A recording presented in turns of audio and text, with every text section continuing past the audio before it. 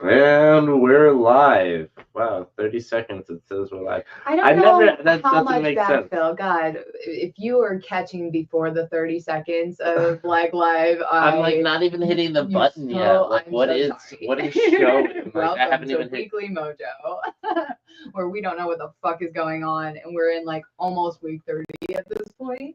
Yeah, something like that. That's crazy. Fuck. Well, it's your host, Madison Jessica, Ayo, and with me is forevermore Connor Borrego. using my real name today. Nice. Okay.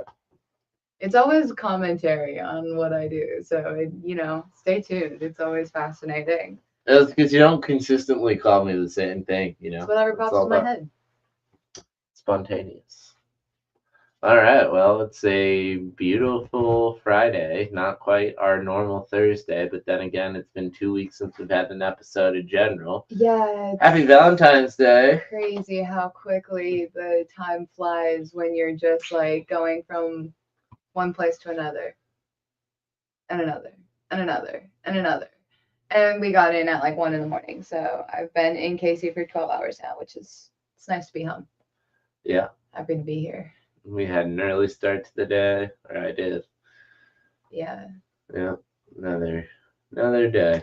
Another day, another dollar. Oh my god. Fuck. We Were got we some more supposed to snow be? this week, you know. Yeah, I was out in New Jersey all week. Well, you were also in Philly, right? And I hear there were some things going on over there. Well, I You chose know. not to fly into Philly only because of Kansas City getting demolished by them in the Super Bowl. So, Brutal description, but I mean, at least Patty Mahomes took full ownership over it.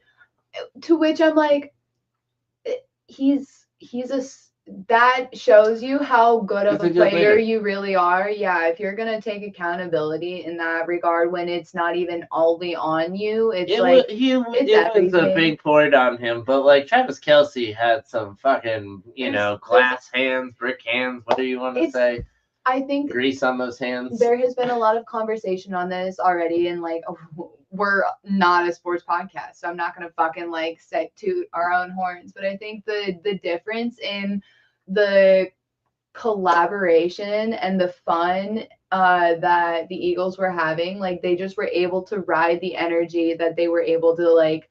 There was just a community on their side of Yeah, it was the fun. field versus They were in there to upset the yeah. big dogs, and Kansas They had City's a like, fucking blast doing we it. And have good to for do them. this. It's three-peat. Everyone's counting on us. The way of the world. All And like it was this. like, oh, one wrong move, and it was the end of the fucking world. And it's like, And guys, then this you is could a long you could game. see it in the players' faces. They were getting in their own For heads. sure. Like Patty Mahomes Getting at like, each other, like they Yeah. just like wouldn't. They weren't trusting each other, and I'm like, that's very. It's like it just and it spiraled though. It was like the Yeah. spiral effect more than anything It's too, because it that. just kept. It's almost like they kind of knew that they were propped up for the three-peat when, like, in all reality, the rest of the season really Well, that was was the accusation. a coin toss in all realities, and it seemed to be pushing towards whatever I don't know, the refs got paid by U.S. aid. Who Sure. knows? I mean, yeah, I guess that is an accusation that's been made. Allegedly. The Eagles won that game fair and square. They did, They and fucking good for came out them. there Holy and shit. just Oh, were my working like a a well-oiled machine there. the most beautiful I hate to see karmic it. full circle was You know- Harriet Butkus sitting on the fucking sideline as Jalen Hurts and his entire like female forward management team Yeah. propelled him to a fucking like beautiful bull finish. God bless that full successful team. Philly, please stop destroying your city as a result of your excitement and or like disappointment. I love it. I love the energy, but like guys, we gotta Maddie, it's East Lansing energy. I know, but it's like guys, what are you doing here? You're causing damage. Stop it. That's silly. Yeah, but you Come love on. East Lansing energy. I know. I love rocking a bus until it flips over, but like that's how you get buildings shut down, and then you don't get to have a fun little tailgating spot anymore, UNL. We see you in 2015 or 2014. Yeah, like it's like guys, you have to acknowledge like boundaries, and groupthink is not a great way of going about like celebration when it comes to the mass destruction. So that's where I get irritated. Anyway, sounds like football's back to baseline. Every single drunk person wants to topple a lamppost. Everyone wants to climb a lamppost. I mean, like the stomping of it and pushing it. I'm like, that's nuts, guys. No, I mean, as someone who's actively taken street signs down before, no, I totally relate to it. It's just a boy thing, just like boys will it's be a boys. testosterone thing, yeah. It's like I'm drinking a testosterone thing. Like, take it down, shake it. It's just I snap metal, yeah. Like it's that. It's like that. That feels very January 6-y. Well, they got let in. Okay. Like, well, yeah, but it is very much that energy. Yeah. Oh my god. Anyway, I'm surprised Mojo, It's Always welcome. Sunny hasn't put out an episode yet. January 6th. The gang goes to Washington. Why? And then accidentally ends up in the insurrection. Yeah, because you could totally picture Charlie right behind QAnon shaman as the he's guy like with holding the up horns. Dude, that dude just got vindicated big time. Oh my god. I mean, not really, depending on who you are politically. They view that, but like it's a persecution on both sides. It's all a fucking circus. It's entrapment sick of this all red or blue. They're not for you. When the CIA and all of the little alphabet associations are infiltrating and stirring up this fucking pot to get sheeple involved and then have a mass chaos and fear mongering like event. I'm fucking sick of it. Well, stop it. There's all. Oh my god. Well, Doc, if you go through the United States history and look at the actions that our military and intelligence community and officers that we put in charge of these types of things and elect government officials to put in charge of these types of things, routinely abuse citizens' rights, abuse citizens, and do all sorts of things to them in order to manufacture consent for various things they want in the governmental system for whatever that purpose self-interest.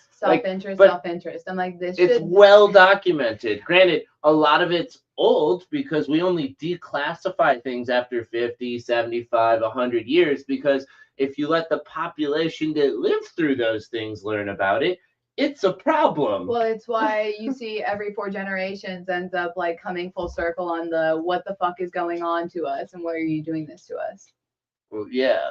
I mean, it's because, like, again, we all just realize, oh, they didn't stop doing this. Nope, they just changed the way that they're doing it and hiding it in different shades. Yeah, they rebranded it. Going back to our new friend Jacob saying, like, everyone should have to be like jury duty elected into a position of government. And I'm like, lottery. He said choose our government officials by lottery. I like it. I like it a lot. I also think there needs to be term limits. I also, if there's going to be age restrictions on when you can get into certain positions of power, there should be age restrictions on getting the fuck out because you're senile as shit and don't know what's going on because you're demented and have only sugar brain. Not to mention you're just self-interested and beyond belief just printing money for your own pockets to be lying. And if you happen to be one of those people who have somehow remarkably maintained your cognition, your prowess, and are actually still invested in the people, prove it to me. Right. Then go be an advocate for the younger people. Because in the same way that people who are too young but highly accomplished are not mature enough yet, unfortunately, you're too mature because we can't trust your biological faulties. You have your own biases that you're unwilling to acknowledge. Wisdom does come with age, but so does biology and complications. The inability to innovate beyond what you cognitively know and refuse to grow within. Oh! Yeah, well, there's so many sound bites. Oh, sure. Your phone is going nuts, though.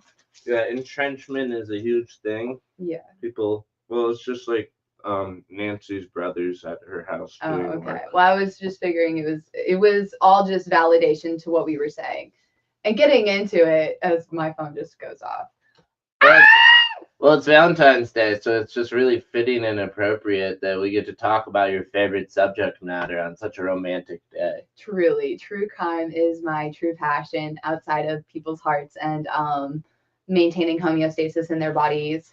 So without further ado, Shout out shit, Gruesome I for that am. whole description right there. Oh, truly, Gruesome is one of the best podcasts I have ever stumbled upon, with my favorite murder being like my OG. The Gruesome Gals are some of the like most authentic, genuine. I love their perspectives. I love their like community. I wish they posted so much more than they do, but they have so much more life going on like everybody does. That's cool as shit. So, thank you for that call out, cuz they definitely deserve that shout out.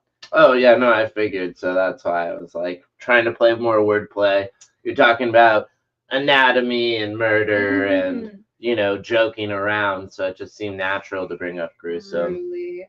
I was like, there are definitely recommendations corner. If you haven't stumbled into Gruesome's podcast yet, it is so worth it. They live very close to the subject matter material. Yeah. So that's why it's interesting to listen to. Plus, they're a contrast to my favorite murder's political perspective, is what I would say. It's a different generation, and I think that really they're like the same age. No, they're not. Karen in Georgia. Karen is in her 50s. Georgia's like in her 40s. The Gruesome Gals are in Late their 30s? like not mid 30s. Okay.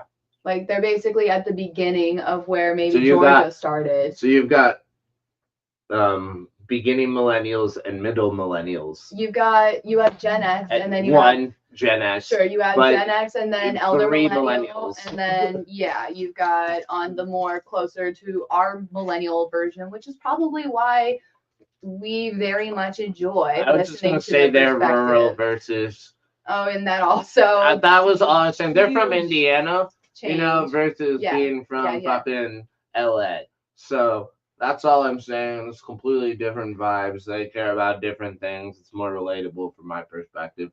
But in complete, parallel and contrast to that, that's where Wine and Crime is Minnesotan and more like my favorite murder. I love that you know so much about my shows and our shows at this point, because this is how you get through an 11-hour journey on the road. Really, truly. Absolutely. This is Connie, and that's Meg. Yeah. It's weird seeing people's faces when you just listen to their voices. So podcast. Okay. Yeah, absolutely. Oh, that is not how I pictured them looking. No one ever does. Like Ashley Flowers and Britt are on tour right now from Crime Junkie, and like if you haven't listened to Ashley Flowers' interview with Anna Kendrick on her new debut movie that we watched, the one about Rodney Alcala, I think we talked about it, but yeah, that is not what I was picturing Connie and Meg to look like. What were you picturing? I guess I would say more blonde Protestant. Always. Well, they're from Indiana, and like they just seem very religious Christian. But I think you're thinking of the product that is bought into that narrative versus the product that is clearly not. Right. Like I know they're not. I don't dye my hair either. They clearly don't. Like we're all just like. No, for sure. I just like. You're just picturing what I'm you stereotyping expect, where they're from and the way they You're sound. Just like, I'm just picturing your sister Olivia.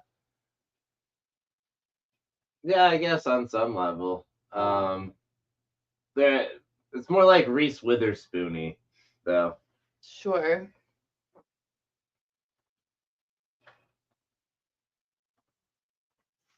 Anyways, not that it matters. It's just like you listen to things and you imagine things, or at least that's what I do. I read a book, I imagine things. I fill in the gaps because I like. You picture it how you want to. Yeah, I guess. I just picture it how my mind first. I don't question how I guessed or interpret it the first time. For example, I had no idea whatsoever in the Hunger Games books Mm-hmm. that Rue was supposed to be black as a character. It makes sense. I never Yeah. read the books, so But like, it literally describes her as dark skinned in there, I think, at some point. okay. But I just interpreted that to mean tan because she was from the southern region of, the numbers, Gotcha. but not, and so like most what part of people, I Southern? project my own bias onto it, and so I was reflect myself more or less, I guess. So I was just like, oh, it's just like a sunburned version person. Yep.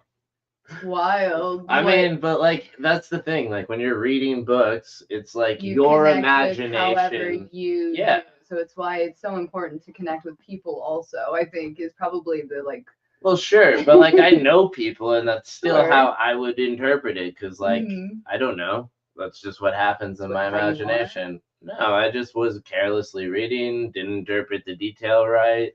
It doesn't really hit me sometimes in the way. Don't register details very often. I feel like you go more full picture. Yeah, or like, or even like I just interpreted the detail wrong. Like I read dark skinned and interpreted it as like, oh, because of the sun, right? As opposed to no, like literally they just have more melanated. Like that was just a comment describing the person, which is why it was like learning opportunity. it's all for me. It's always funny when you have something pictured your way because you read the book and then you go see it in a movie and it's depicted differently, like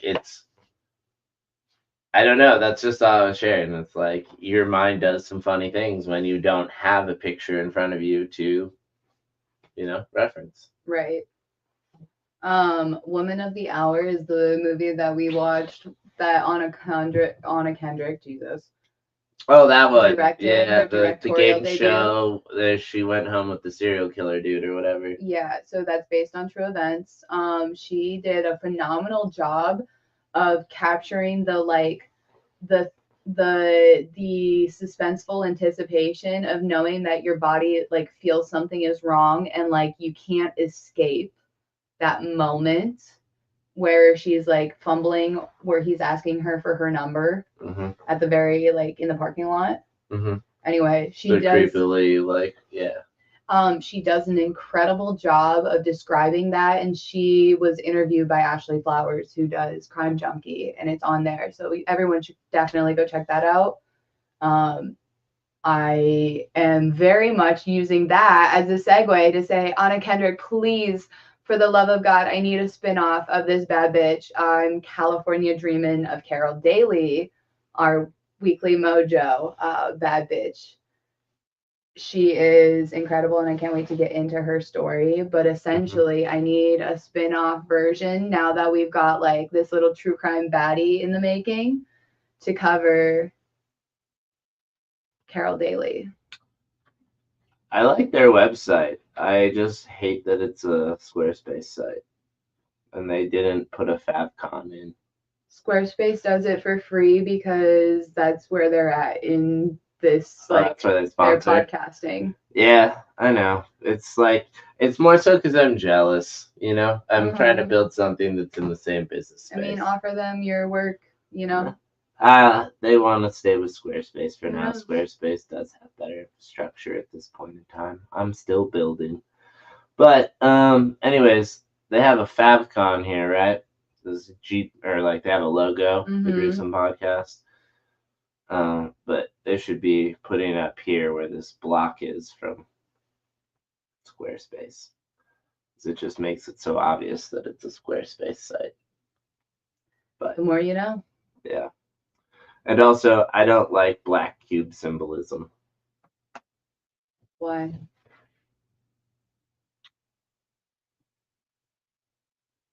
It's just a lot of things. I guess the easiest way to describe it is the black cube often refers to the storm on Saturn, I believe. It has this black hexagonal kind of cube-like pattern. Okay. And it's a way to describe Saturn or Kronos or Father Time. and metaphorically speaking, people who worship Saturn time.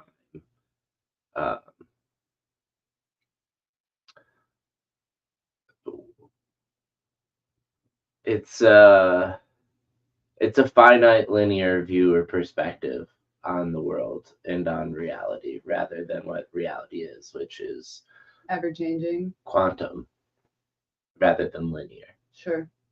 Which is the easiest way I can say that. And yeah, I think there's a lot of bad things actually associated with the black cube. And so while it is very recognizable and also meaningful, also to certain religious groups presently that aren't associated explicitly with Saturn, that it is, I don't know, a controversial opinion or just like a weird opinion to have, I guess. Okay. So, but anyways, I don't really like posting that all over the place. I'm like, it's not good symbolism. Okay. That's all. That can be your opinion. Yeah, it's an opinion. Yeah, I hear it. Anyways. Interesting. Are we ready for Perplexity to tell me more about this bad bitch, the first female detective working on some especially heinous crimes?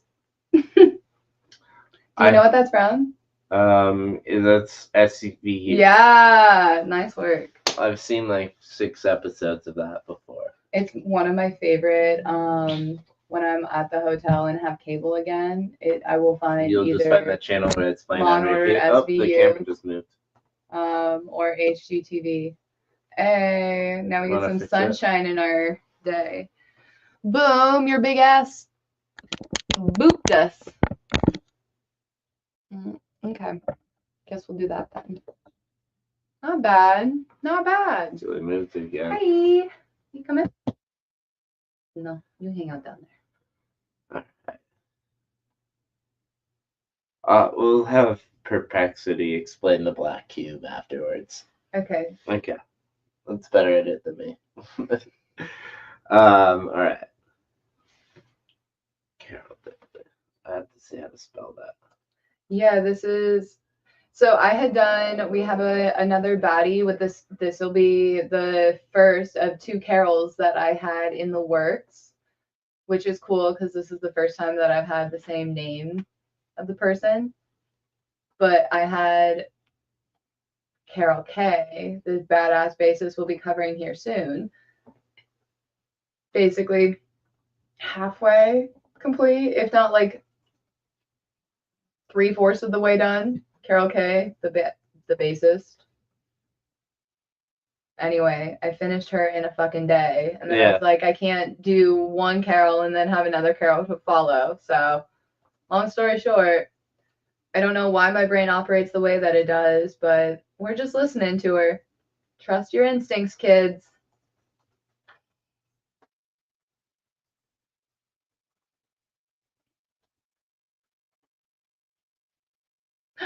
Oh, there's some bad bitches in here that I really am excited to get into, inspired by, and trying to figure out where the fuck they're all gonna go. I'm gonna need more wall space here soon.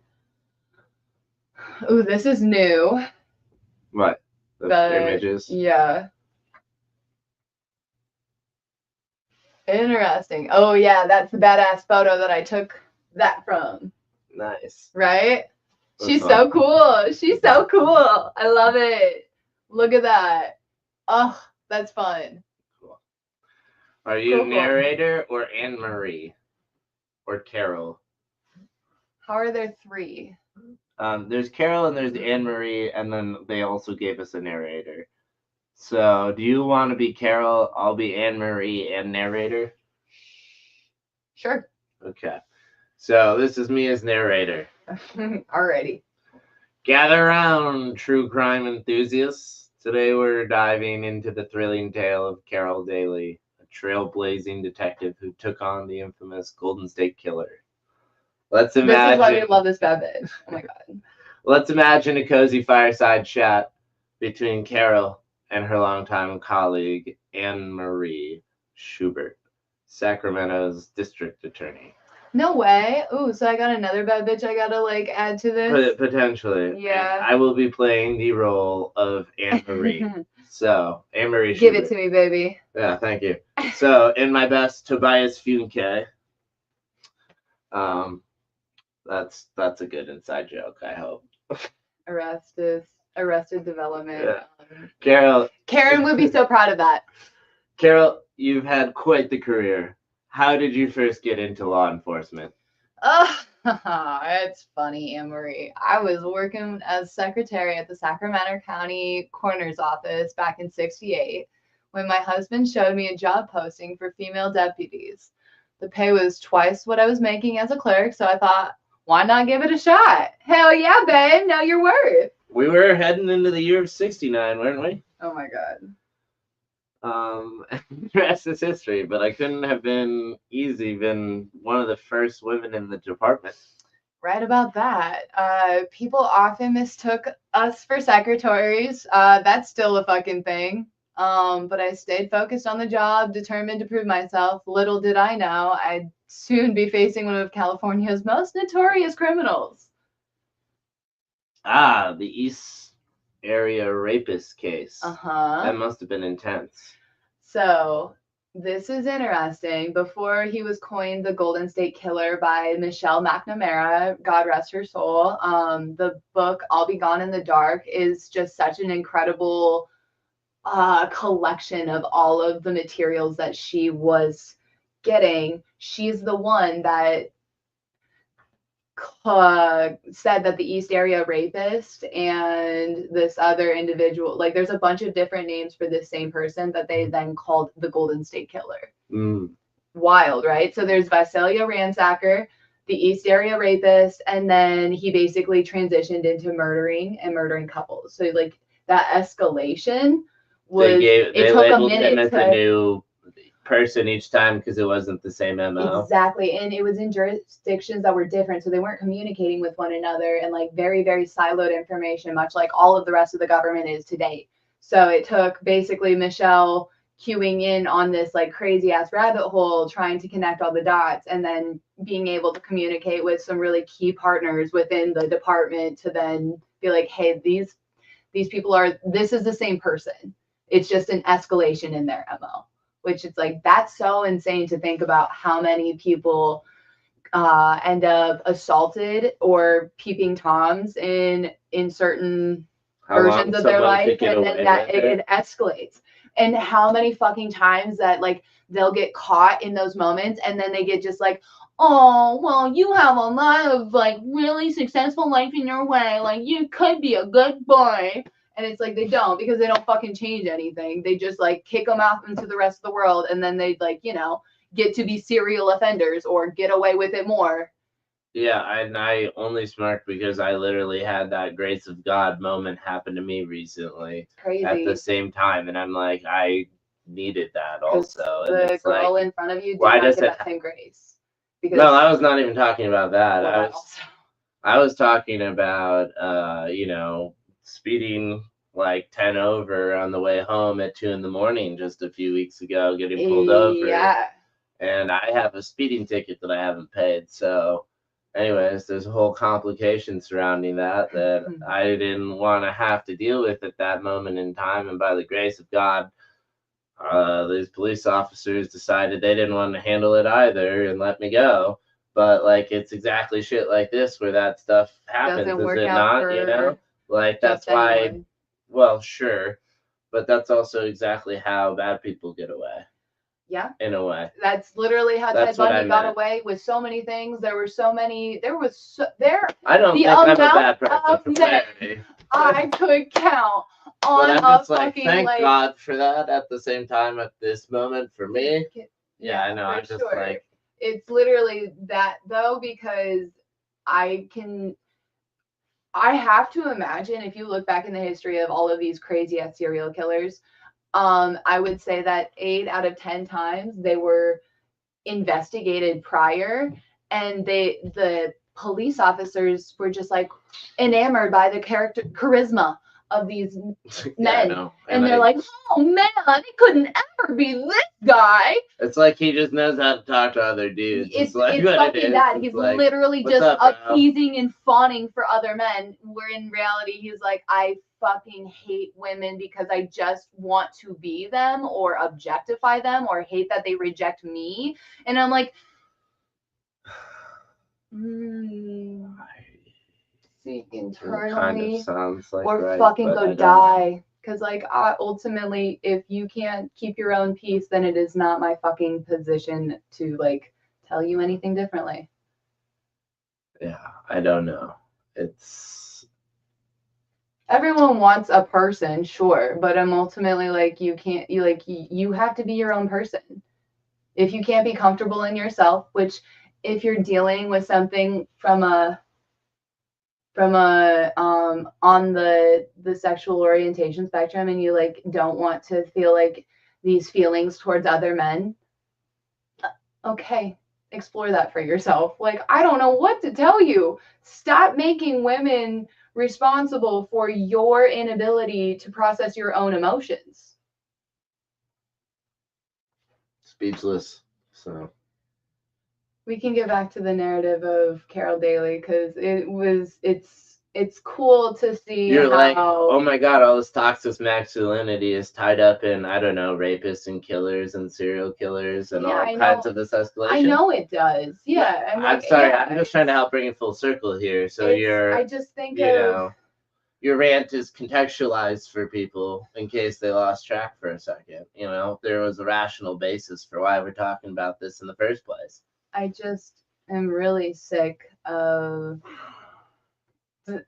just do better as a species, or like literally go kill yourself. And I'm not saying you should, but I'm really just like really reflect internally. If everybody around you just seems to be falling off or like walking away from you, maybe it's you. Maybe it's you. Yeah, I mean that's true, but that's also not gendered specific either. I A can think of million countless percent. people that applies to on both sides of, Totally agree. well, you know, the full spectrum or whatever Plenty of they want to pick-me's call it. everywhere. It's just easier to be a pick-me as a woman because, you know, you can be objectified, and there are certain selection of people that are like comfortable with it because at the end of the day, I'm always subject to it. So you might as well use it to your benefit. But it's like, okay, now at this point in time, we have to be able to outsmart that and move beyond it, because like we're all just humans that are looking to make the most of our life in this day and age. And if you're not looking to help your community around you, then like, what is your purpose? Yeah, I mean, like, I get it. It's like you got to invest in the skill sets you do have so that you can bring to your community. Yeah. I mean, because explore your skill sets. I mean, we need a diverse set of skills in order to have a strong community. There's a lot of problems to solve There's that plenty of need people different that skill sets. get caught up in the fact that like, I don't know, not feeling a purpose, so they have to like go create something like a baby. And I'm like, that's not your purpose. That is a very cool task that you get to be a part of, but that can't be your whole world, because that whole world is their whole life is their own individual thing. Oh my god, I can't keep. What soapbox am I sitting on? Yeah, just like you should have multiple things in your life is the thing. I think like there should be 2 to 3 healthy things going on in your life. For sure. And one of them could be your kids. Sure.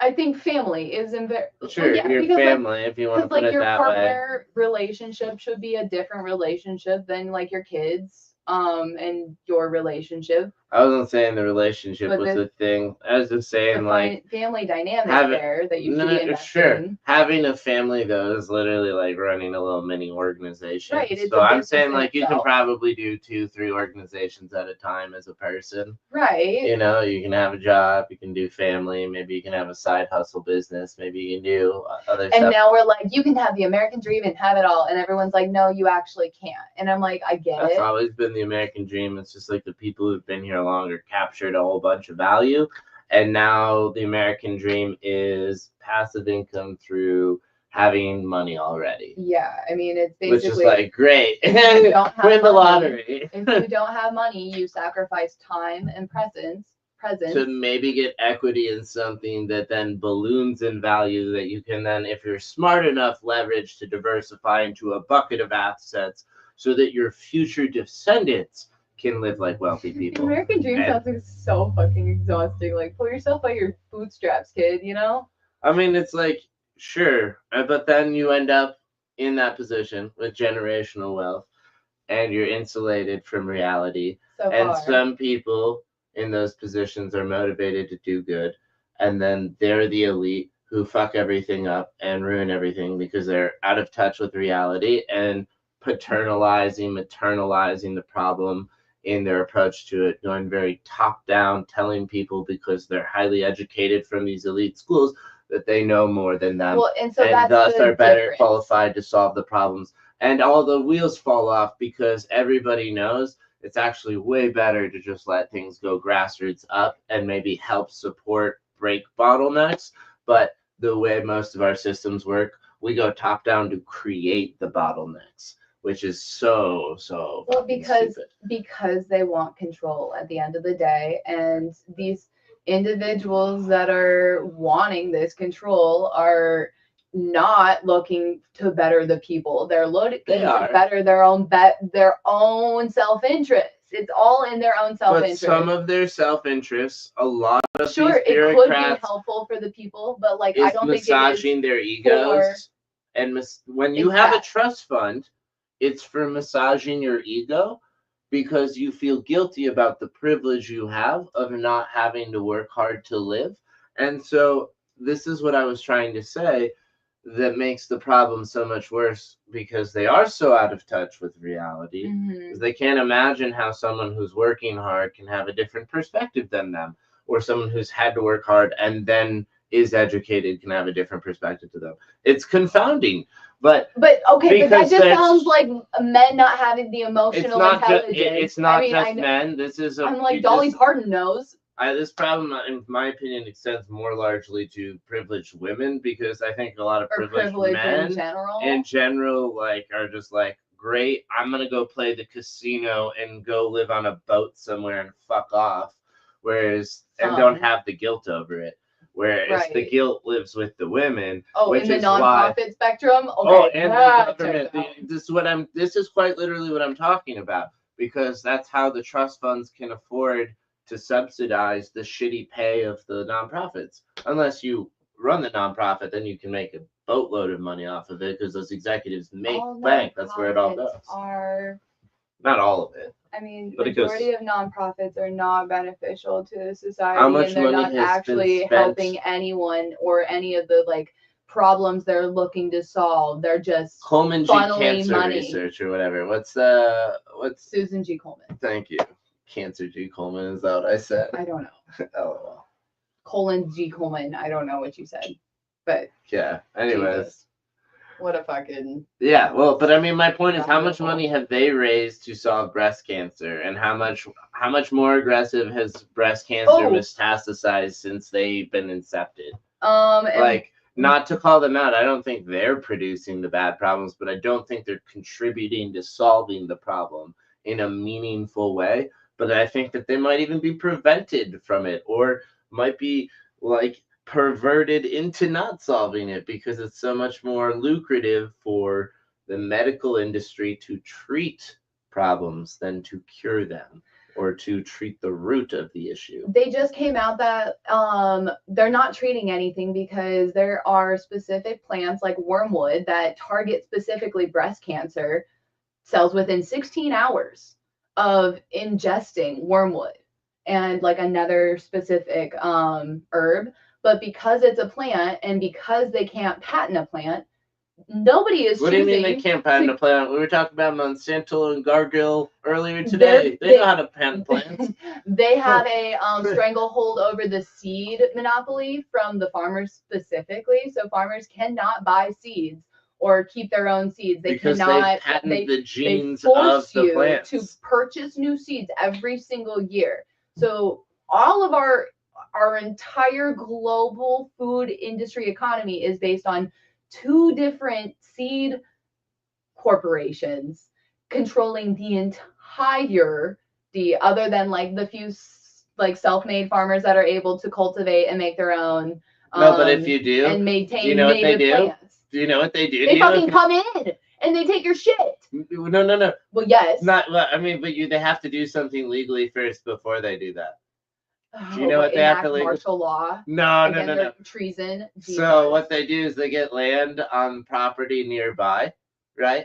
So that their patented plants accidentally cross-pollinate the farmers' plants, and then they seize the crops and say, "You're using our seed patents." How evil fucking genius is that?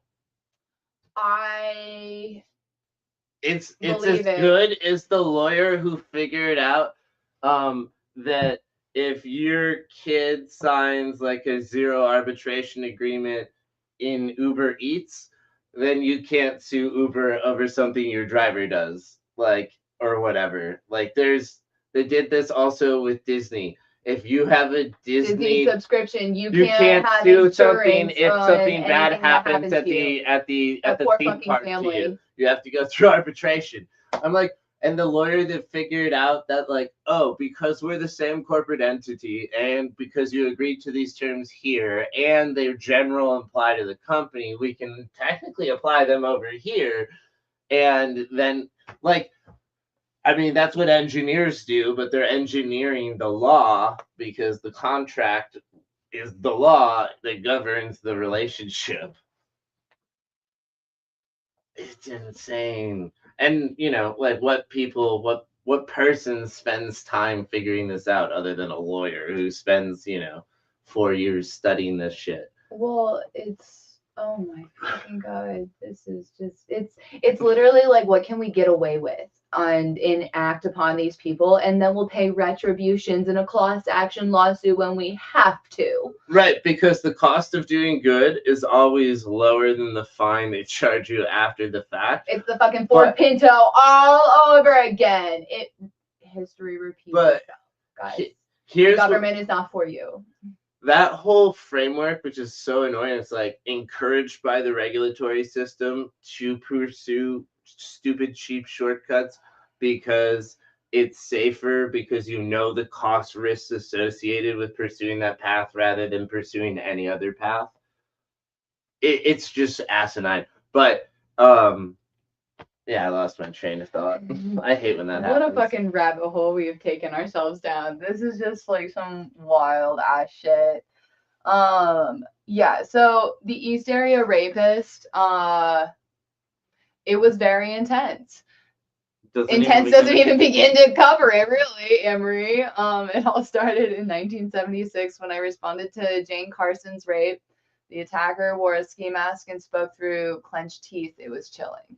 Oh God. So this is so cool. She's basically the original Olivia Benson from Law and Order SVU. Like, she was the first woman on the detectives and the first responders that was able to like provide empathy to these women who were basically just experiencing one of the like most violating things to ever happen. Yeah, they're probably dissociated. And they were getting asked questions like, what were you wearing? What did you do to like force this to happen to you? And you're just a deer in the headlights, basically.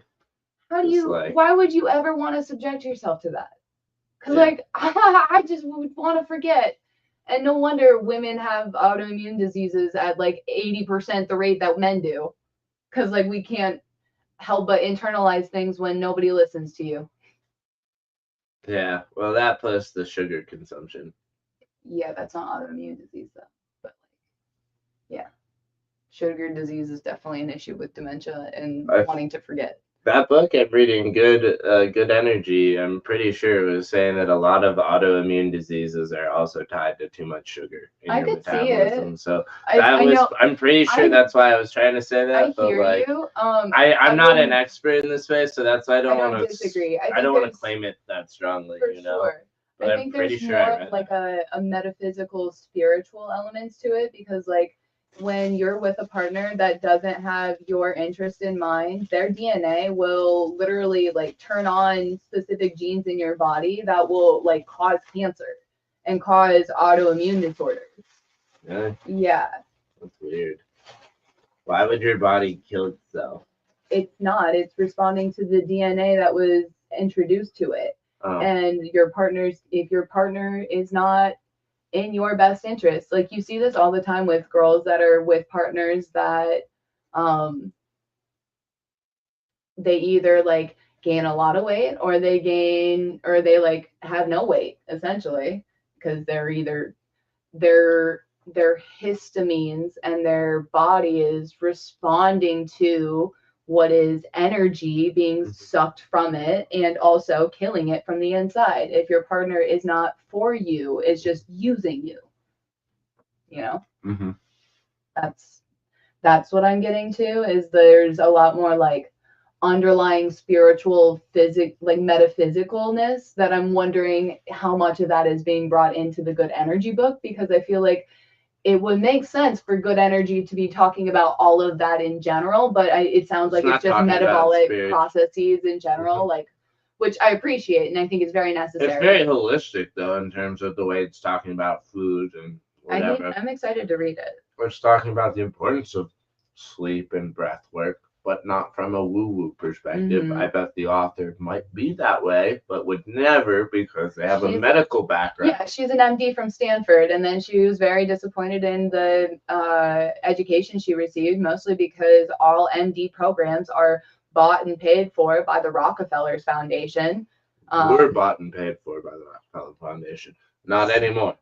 Their foundation has to be funding it in some way, shape, or form, if not just the historical education that they've already put into the program, in the facilities, in the workflow. It's the legacy, like you're saying. It's the legacy because they created the foundation that today is built on. And also all of the pharmaceutical petroleum-based products that continue to prop it up. So like, again, it is propped by the Rockefeller Foundation. It's a very positive feedback loop. It's like, it's one of the craziest. That was their sales mechanism. It's a smart go-to-market strategy from a product manager perspective. Insane to think that we have the entire Western medical civilization educating credentialed people to prescribe you dangerous products and plastics in our body.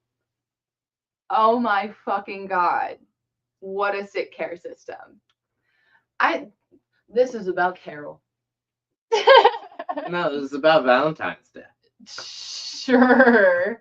And all the things in between. All right, Emery, set me up. All right. How'd you handle interviewing the victims? I don't know. I was trying to get serious before asking that. It's hard. With care and determination, I can imagine so. These women were incredibly strong. Oh my God, I'm literally gonna cry at that. They are. Fuck. I made it my mission to put them at ease and gather as much detail as possible. For about 2 years, it was the only case I worked on. Holy shit, that's some dedication. Oh my God. And you helped identify his MO, right? His modus operandi. Yeah, that's right, Criminal Minds. He'd enter through the unlocked doors or windows, often when victims were asleep. He'd tie them up, sometimes stack dishes on the men, and threaten to kill them if the dishes fell. It's fucking horrifying. So controlling in such a gross ass way. You little plebe. It sounds like it took a toll on you. Yeah. Yeah, I did. For 42 years. For 42 fucking years, these victims were on my mind every night when I closed my eyes. But we never gave up. And finally, in 2018, Joseph D'Angelo was arrested. How did that feel? Woo! It was overwhelming. I personally called as many victims as I could, not wanting them to find out through the news. Oh, there were a lot of teens. 42 years of emotions finally released. Sorry, that says tears, not teens. Thank God. Yikes. Your work on this case led to some important changes, didn't it? Yeah, we helped standardize rape kits and improved how evidence was collected. It's something I'm really proud of, and that's something that's got. As you should be. Yeah, okay, but rape kits, there are certain counties, and that's still to this very day, that if that kit, those rape kits are like, they're so late in they're very delayed in getting all of those worked through. So there's a lot of really cool nonprofits that are like putting money towards that. So if you have money to dedicate towards those resources, that would be huge. The DNA degrades over time. So like the earlier you can get it, the better. And these women are not getting answers. And then also assaulters are actively being able to continue to do this. But not only is this like, that's fucking crazy, but there are no laws, or there are few laws to prevent anyone from throwing out those files for those kits. So if your evidence from your rapist is not solved within X amount of time, the county will just throw it out without your information, without anything. So what? Couldn't solve it. Toss in the trash. Guess that assaulter is just like, not our problem, except for when it comes back and you're like, oh wow, this is new DNA, but it's not new DNA. It's like somebody that we just never tested. And crazy how that just like all of those little cracks continue to pervade our fucking government system. Not even saving a digital imprint archive of it. Like, they're not running it. They're not. No, Connor. They're literally. I mean, just like it. It's crazy. Aren't all these things like getting way, way cheaper and easier to do? A lot of it is physical evidence that's getting tossed out because the boxes have more cases. And it's like, well, you can't, at the very minimum, you should be telling the victims and which those things and possessions belong to, that this has to like go to them for storage now, because if you can't fucking handle it as a government, then like move it on to somebody who can. Give somebody else the position of power to take control over their narrative if you're not in the capacity to do so. Yeah. That being said, there does need to be a protocol for evidence removal, I guess, for and sure. Like whatever. But like, yeah, I think just fucking destroy evidence. Yeah, after a certain period of time, you probably can just destroy evidence. You shouldn't be able to. At 70 years, at a certain number of years, it's like you're just gonna have to, like, because the archive space. Look, you can only store artifacts from a crime for literally so long in a physical warehouse. Otherwise, you have exponentially growing garbage. Right, but if you're not taking the due diligence to run this shit as quickly as possible, that's exactly how that shit stacks up. It's almost like you don't want to solve the problem. Yeah. Like, I get resources, but also like, no, I don't, because when you have police officers in Waterloo, Iowa, selling arms and pulling in arms at different rates and selling it on the black market and being like, oh, all of my police brothers are also doing it. Like, where the fuck are those funds going? That's what I'm asking. I'm like, you have the funds, you're just choosing to allocate it differently. And that's effed in a different way.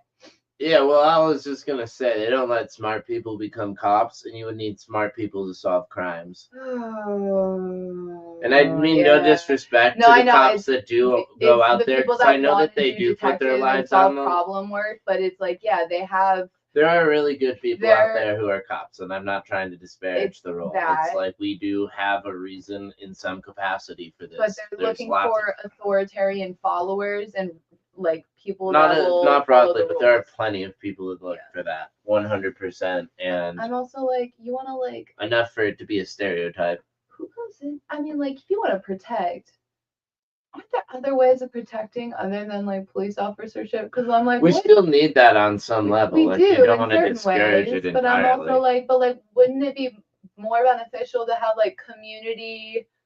Well, you know what they did you know what they did in the Wild West before the government got out there, right? Every man for himself. No, towns hired private security firms to be local cops. Well, that feels pretty normal, and I think I would like that better.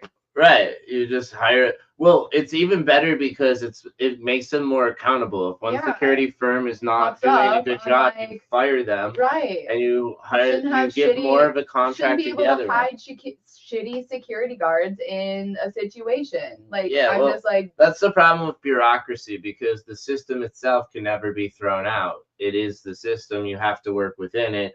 And the more you work within it, the more entrenched it becomes. You can never fix the system because you end up becoming the system. right. No, the system encourages you to work from within to change it, which great. You'll never change it. LOL. That's the psyop. That's the subterfuge. Yeah. Shit. Oh, you were. I had you. Oh, I thought we were done. Nope. Your work on we already talked about that. Yes, I'm very proud of the standardizing of the rape kits. And then I said, as you should be. And I hear you've got quite a fan following now. No Carol, way! I love a hashtag You're crushing gonna have on to add Carol. that here because there's enough not going on the canvas to give it some light. Oh my god, that's so fun. That didn't know that. I'm like the hot for holes. I knew that hashtag because of Daddy Holes, but the crushing on Carol is so true. Put a heart near Las Vegas and put the hashtag there. Like your eyes looking at it. Potentially. I was also gonna like loop it into the C from her name because of the it kind of looks like what the crossword puzzles with the terms. I don't know. Crossword puzzle? Yeah. Yeah. I know. I mean, like you're searching. You got the word. Yeah. I was searching for it and then it came to my tongue. So it was nice when it works out that way. Yeah, and you're still like processing. Like, am I supposed to be confused? Dude, I got a fucking crush on Carol for sure. She goes, "Oh, stop it!" I was just doing my job. It was just so like, oh my god, that I can just hear her saying that. But if it inspires more women to join the law enforcement, I'm all for it. Yeah, I mean, like at the end of the day, the only way to have a voice and a say is to take on roles like this. Yeah. So you have to make a difference. Take on something you are not qualified for and figure it out. She's qualified for, but no one's qualified when they start. They show they're qualified by going through it. It's the desire to want to do more that makes you qualified for anything. For sure. All right, narrator, take us home. And there you have it, folks. Carol Daly, from secretary to undersheriff. She faced down one of California's most terrifying criminals and paved the way for women in law enforcement. A true hero in every sense of the word. And Carol, we salute you. God bless this American bad bitch. Another baddie for the books. Protecting Americans from any more crime from that psycho. Yeah, I hope he fucking rots in hell. I think he's dead at this point, or he should be really close to it. He just recently got locked up, I think is of 2020 or 2021. That's when he was sentenced officially. 42 years of just getting to exist in this world. I fucking hope that I hope he just led the most miserable, like, scared life. He was a police officer for a good amount of time. Wow. Yeah, crazy, right? And then I think I don't know why he got removed. He's fucking weird. Yeah, I mean, he's got 4 nicknames and they're all terrible epithets to have written on a gravestone. So he must be a fucking weirdo. Rotten hell. I don't know what makes humans that way. Pain, suffering from other humans. It's just a cycle. Okay, but like... You've seen the meme. It's just a transference of energy. Just passing the anger you learned on to someone else. And yeah, like you always say, it's your responsibility to rise above it. Right. You have to be able to transmute your own pain. Not everyone does, though. Not everyone feels the capacity or puts the effort in or whatever it is. And you have to be able to find the creative outlet for you that makes it flow so that you can transmute it. Like mine is art. I feel like yours is writing.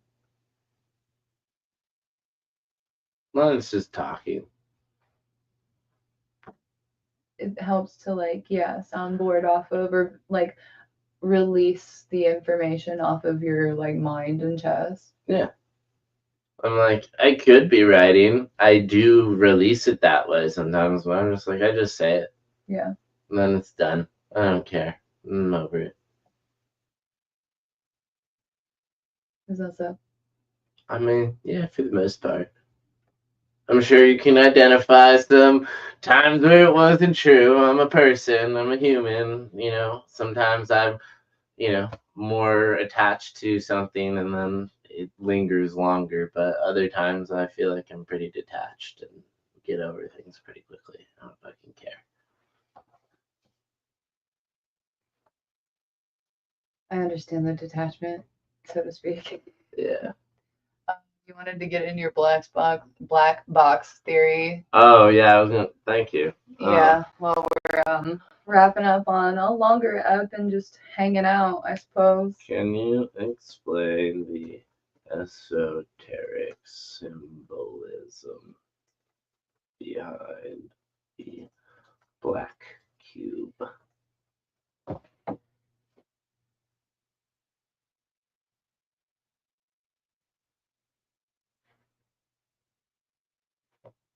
Okay, now can you read it for me, Perplexity AI? I could put it into something else to make it read it to you. Would you like me to read it to you? Why is Saturn so important? That's what I was trying to. Well, so in Greek mythology, which is probably the best way to think about it, or well, actually, technically, Roman mythology is a better way to think about it because Saturn is from Roman mythology. But Saturn's name in Greek mythology is Kronos, and Kronos is a Titan, and he is the Titan who fathered the Greek gods, like Zeus. So he's Zeus's daddy. I just think of the password in Mr. Incredible, and that's a full circle for me. When it comes to biblical mythology, especially from the book of Revelations and end times, they talk about the Titans being who are the fallen angels that are chained down in hell in the pits of Tartarus, being released in the end times.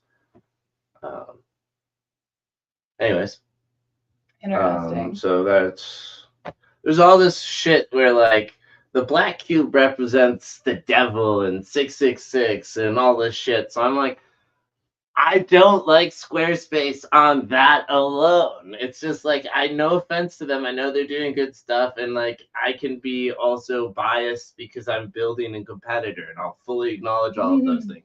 But what the fuck? Why are you using black cube symbolism?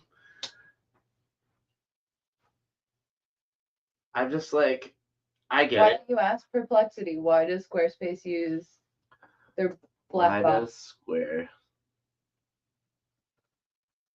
use the black We'll see what Google cube or as whatever their algorithm has to say? favicon websites?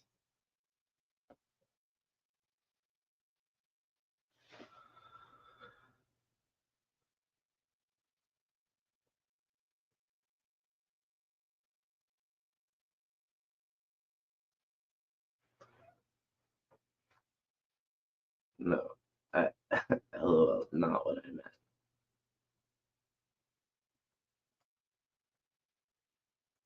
As their logo. Fish.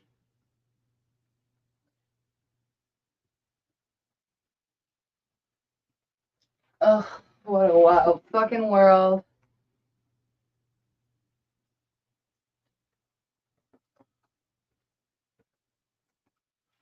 So no, LOL, not what I meant. Have their LOL, I can't even write right. Have they shared in any meaning or reasoning for why they made that decision design choice in the first place?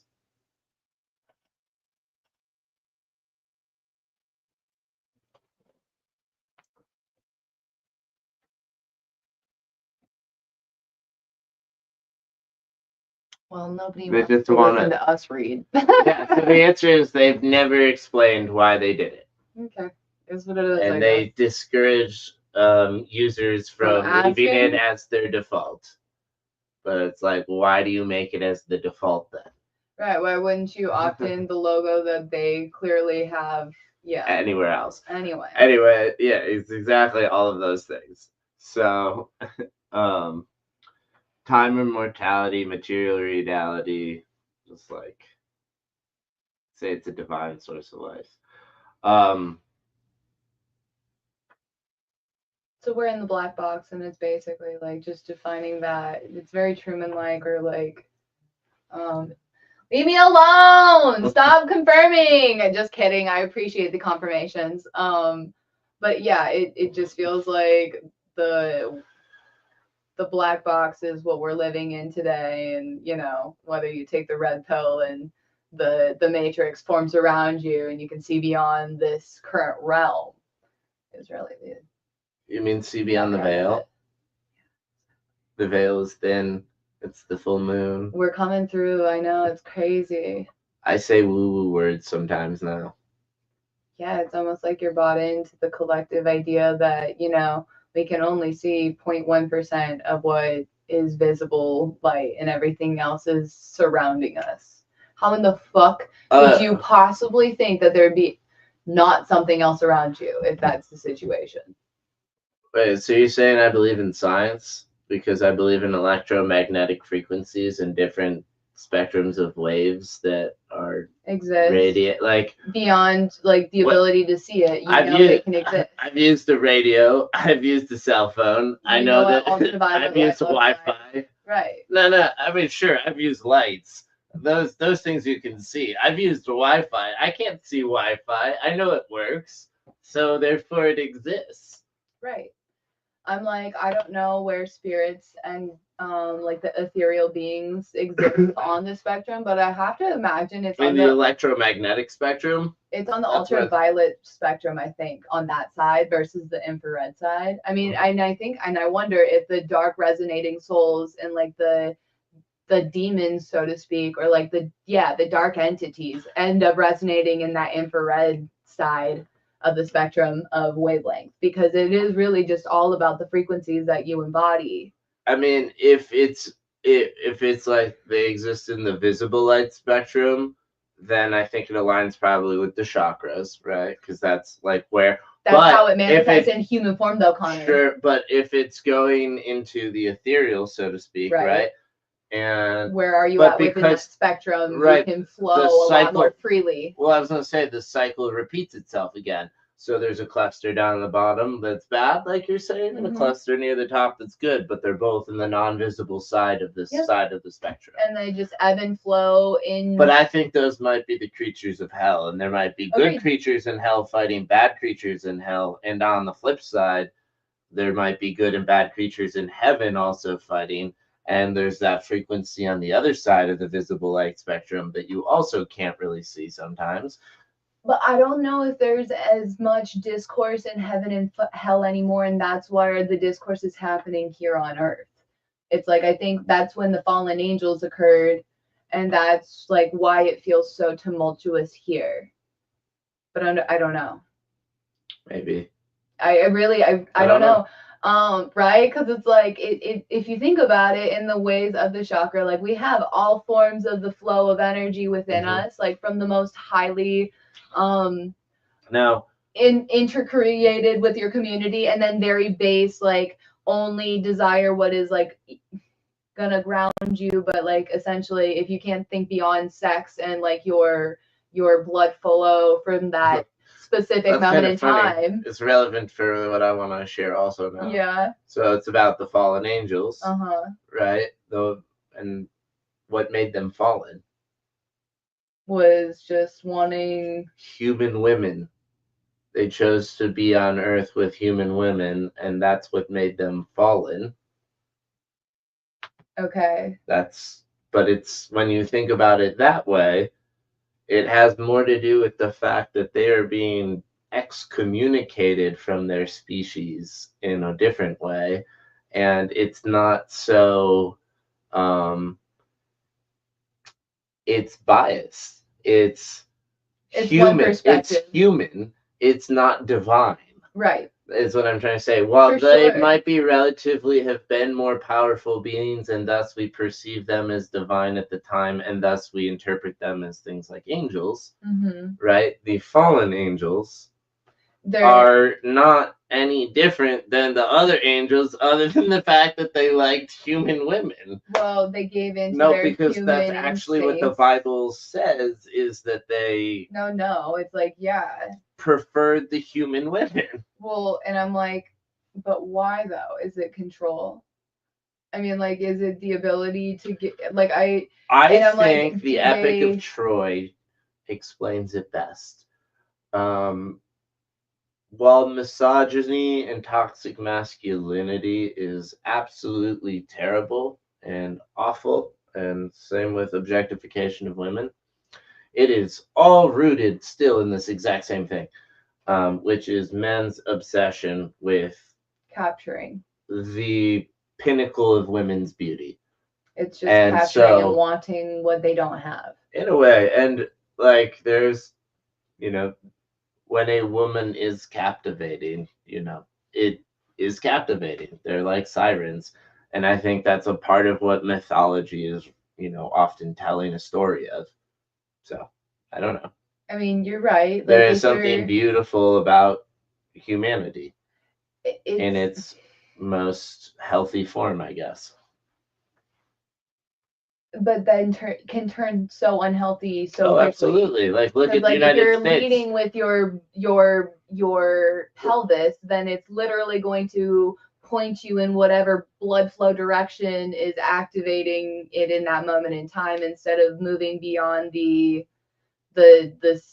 self gratification at that moment. And I don't know, expanding. I don't know where that's supposed to take you, other than like a reflection of moment of beauty for the world around you. Right. Well, you're pointing out that it's just coming from the wrong place, and it's not actually an appreciation of beauty. It's a perversion of it. Right. It's like wanting access to it. And to that has, say that you had access to it. Sure, and a lot of that has to do with the smoke and mirrors of how we're raised and trained through the media. And again, this is your responsibility as an individual to overcome. For sure. Right? And you as a woman who deals with the ramifications of this negative thing don't have to have empathy or sympathy for someone else who's dealing with that problem, But like the reality is it exists. We can just acknowledge that it exists. And now that we know that it exists, it's like, I mean, there's a lot of backlash on Twitter, which is surprising, from young men who want to see pornography outlawed, banned at a state because level. They're like, it's ruining my brain. And like, I can take acknowledgement for that, because they're at least able. It's the ability to take acknowledgement in those moments that I'm like, good, I'm glad that at least some are like coming full circle to that, because it is not healthy, and in no way is porn a reflection on any sort of intimacy that's like true intimacy of the human experience in that moment in time. So it's the like McDonald's of the experience.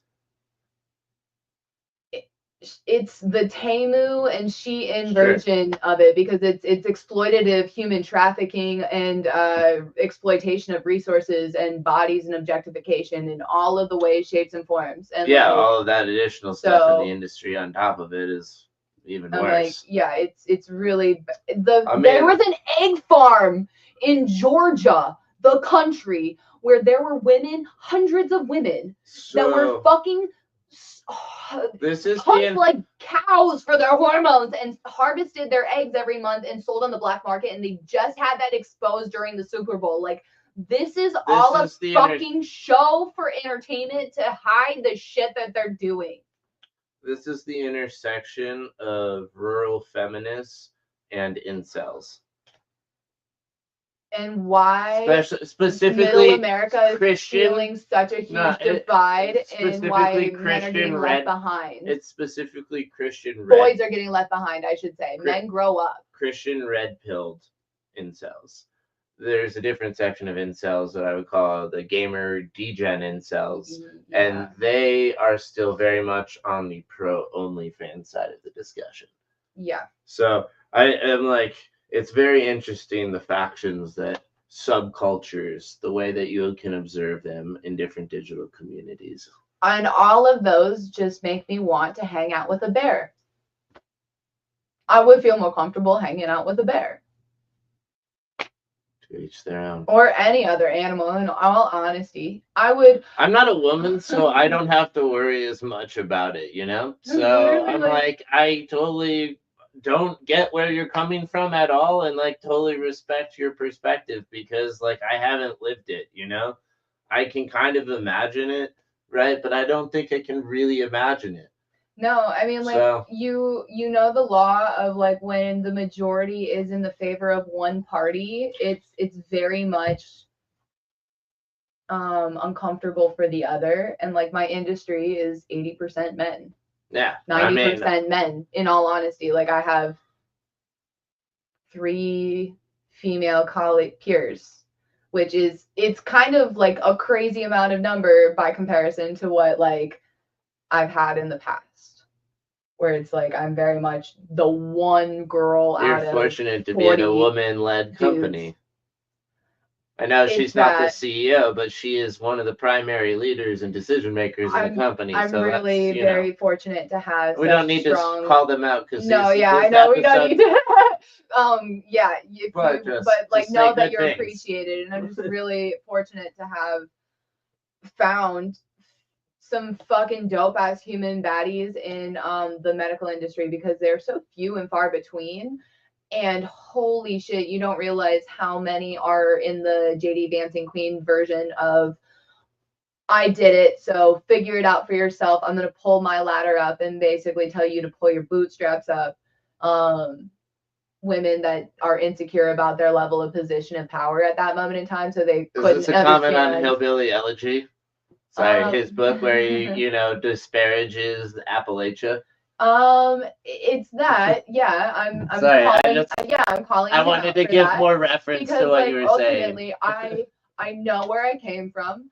It shaped a lot of me. I don't appreciate how close-minded a lot of it was, but ultimately, like, I've grown the fuck up because of it, and I'm not hurting other people as a result of it. You dumb fucking asshole. Guyliner is not cool. Leave it to Adam Levine, you dumb fuck. But anyway, also, if it's not cool, why does Adam Levine get to do it? Sorry, Adam Lambert. Adam Lambert can do it. He's fine. Okay, yeah. He's a little goddess queen. Yeah, I'm gonna say different. You want to be a little goddess queen, JD Dancing Queen? Then do it, baby. But like, sure, own it, you dumb fuck. And I'm just so sick of the masking. I'm glad we clarified. Yes. It's not Maroon 5. Yes. Oh no, that dumb fuck is his own worst enemy. I know. Again, I'm like, you have Songs About Jane, classic album though. You love that album. You have just like the amount of dumb fucking boys that just like get distracted by their own pelvis. You had a supermodel baddie and then also chose to cheat on her. Like, it's such a tale as old as time that it's like not even. It's just so fucking old, dude. Do you really want to be a part of that narrative again? Like, is everybody going to be a part of that fucking narrative?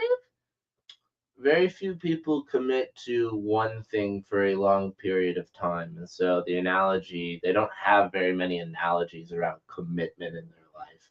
And so it doesn't extend to their relationships.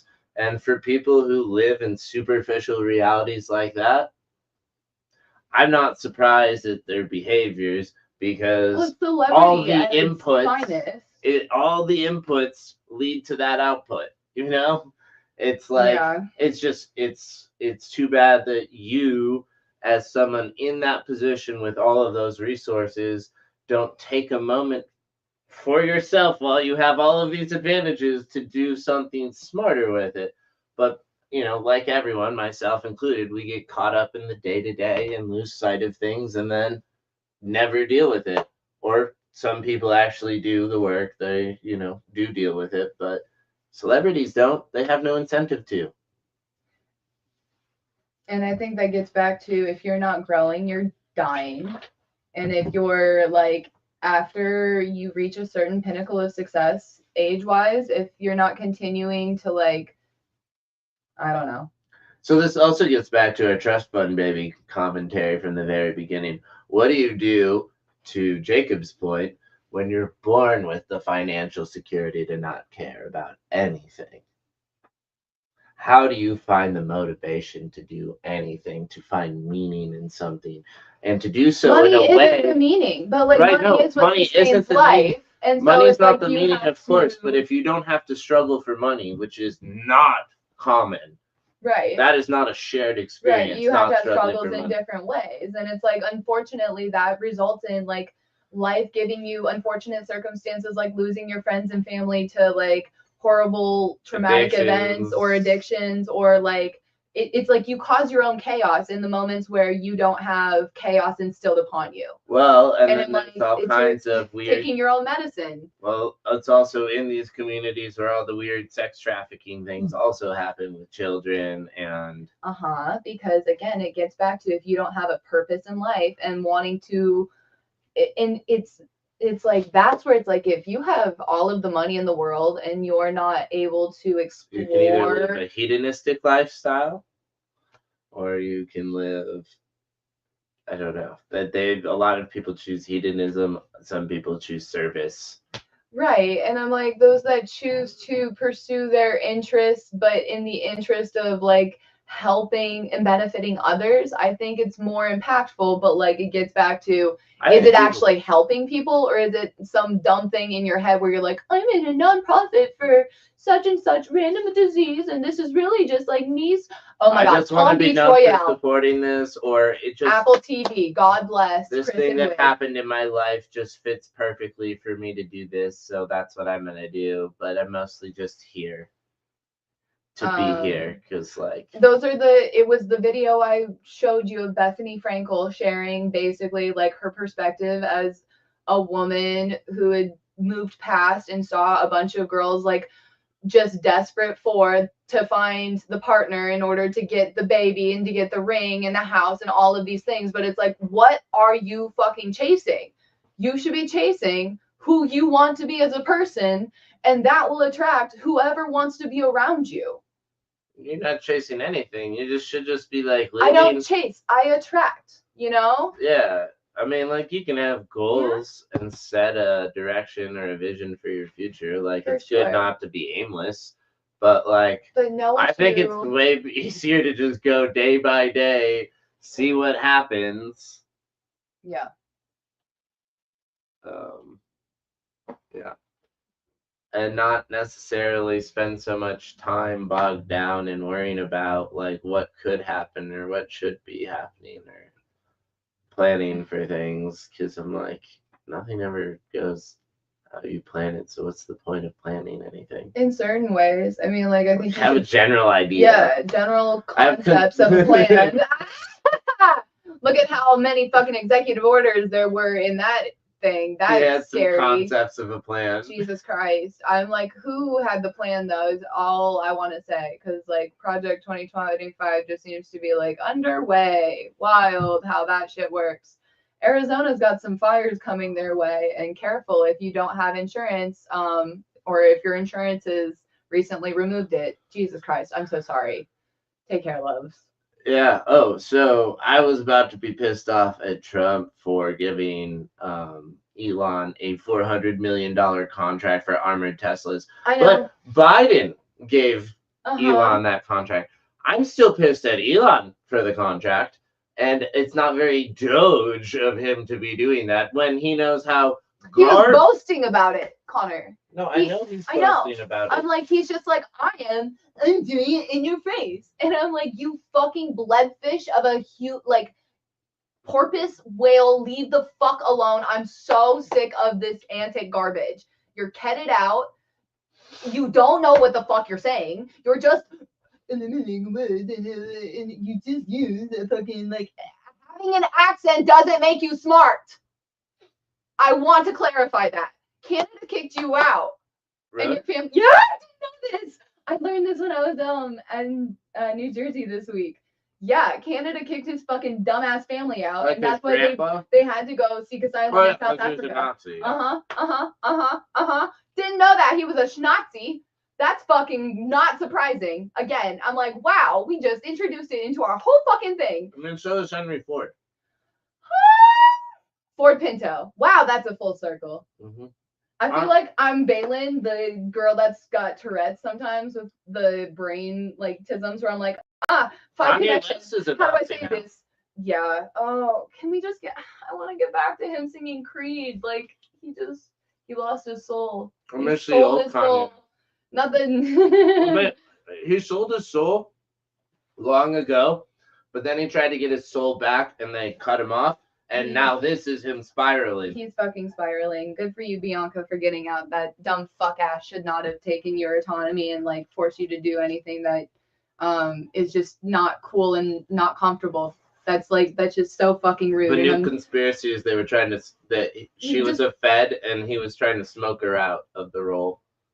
Just fuck off. I don't care. Honestly, like whatever. No human deserves to be treated like an object in that way. Literally. Like I'm so fucking over it, you know? So without further ado, I think Carol Daly is gonna take my head off with all my hot antics. Yeah, she's got a gun right at your neck. I love it. You're not supposed to point guns at people, Carol. It's dangerous. Is the safety on? Armed and ready, baby. We're crushing on Carol, and I'm here for it. Does she have her finger on the trigger, or is she just outside? No, she's just holding. She's holstering. She's like, I'm ready, but you know. A twitch won't get me, but an intentional pull of this trigger. I got you if you're going for me. Mm-hmm. You stinky, buddy. I can't even see him. I know. He snuck up here. Well. Oh shit! It's been another fucking week. Like, subscribe, follow for more here. Hell yeah. Or don't, you know, whatever gets you excited. Whatever gets you up in the morning. I'm hoping we'll be more consistent about this, but shit. Hope you have some romantic plans for tonight. Do something grotesquerie to celebrate the holiday of human hearts and other things tied to that. Yeah, you have something in store? No, I was just telling our viewers and listeners to, so you're telling to have them a great holiday. Listen to you. No, I was telling them to celebrate when you preach. No, I was telling them to celebrate how you celebrate Valentine's Day, but you're not taking the opportunity to share any of that. Sure about that? No, I guess you hate Valentine's Day. I just was like letting it be more about the anatomy of the heart, but okay. There is a girl that makes a realistic heart purse that I need in my life. And it's just real rich for my blood at this point in time. So at some point in time I'll be able to get it. But as all things that are well crafted and have hours and hours and hours of work behind them are. For sure. As all good creatives and artists are, they should get what they are worth. I just haven't been able to invest in myself in that capacity yet. Yeah, soon enough. We got some big things cooking. The year continues to look great, and I want to say it was the Saudis just announced they're going to buy a shit ton of Bitcoin. So that's great for all the markets. Cool. Hopefully that moves on to Solana because you can buy Ethereum faster and cheaper on Solana. That's funny in full circle. 3, 2, 1. Yep. Let's go. It is. You can buy Bitcoin faster and cheaper there. You can also buy Bitcoin faster and cheaper everywhere because, technically, you have to buy Bitcoin from some centralized provider to convert money to crypto in some kind of capacity eventually. Mm-hmm. Because the only other way is like to run a miner, right? And many 49er. Yeah. How many people know how to open up a command terminal and install some packages and start running some servers? That we can start a little community of individuals that are looking to. If you're in KC and wanting to get started, would love to do a nodal network setup. If that's not just setting up a wallet right now and then seeing where we can go from there. I think that would be fun to start getting Casey in the Heartland involved in the crypto sphere. Yeah, so if you want to learn Infrastructure. about wallets, you can come to Crypto Monday next week. Yep, on the 17th. Yep, we're literally doing wallet onboarding, so there's that. But if you want a set of validator nodes, that would mean building server racks and installing software to run a cloud network, either the Bitcoin cloud network, which is how I would describe it, Bitcoin miners, or Solana's validator network, or Ethereum's validator network. Those all generate tokens in exchange for the money and server computation you're providing to the network. So that is something I'm capable of doing, I'm very interested in doing, but it's very capital intensive from like a Solana perspective, which is always the criticism of Solana. You probably need about $2,000 minimum to start running a Solana validator, whereas you can start running a Bitcoin validator for the cost of the computer, 130 bucks. You know? It's honestly like it's about return on investment on what you're looking for from a utilities perspective. But if you're already bought into Bitcoin, like I think that makes a very smart decision as far as it's only going up from here. Sure. As far as banks buying into it. But at the same time, not your keys, not your crypto. I had a very high-end desktop computer that was custom built. You could consider it a gaming computer. I don't game, I do data science. That being said, I was running Bitcoin mining on my computer in the background for 9 of 12 months, and it earned about $100 at the time. Maybe it was $200. It fell down to $100, maybe like $80 at some point during the last cycle. And then I did sell it, you know, probably when Bitcoin was at like maybe 40,000, right? So for $300, it would have been worth like $600. Depends on how you look at it. The cost of our electricity bill, I think, was noticeably up when I was running the computer full time. You know, is it really worth it? Is the payback period? I think it's more so the value of the network would potentially make it worth it. And from Solana's standpoint, it makes way more sense to me than Bitcoin. Bitcoin does make sense from the it's the first one thesis. And that will forever make it important because we all wouldn't have thought of how this is impactful before that. But in terms of like what this is, if we're going to have a world computer on a tokenized database, which is what this value proposition is, talking about one of these blockchains, it's because it's about you owning your data. And if you use a computer, if you use the internet to stream a movie or play a video game or do a medical procedure, the speed at which the data is delivered to you is one of the most important requirements of that system. And when it comes to speed, as well as security, there isn't a network out there that can stand on a leg to compare with Solana. And they're only getting faster this year. Yeah, it's just there's no comparison. Yeah. So that is why I'm so bullish on that, and I would love to get some funds so that I could build out some servers and then convince as many people as possible to stake with me, and then use those funds that pay out dividends to the people who stake to invest in building an application that makes our validator even more valuable. Futures now? Oh, I don't know. I mean, like that's basically what KCSMB would be, but like start with the small business use case, and I don't, I can't even convince them on that. I know, right? Well, I know if it's not. This is just a part of Playhouse's development roadmap. This is the pro forma I put together for our pre-seed fundraise includes about $50,000 earmarked towards starting a validator program at Playhaus.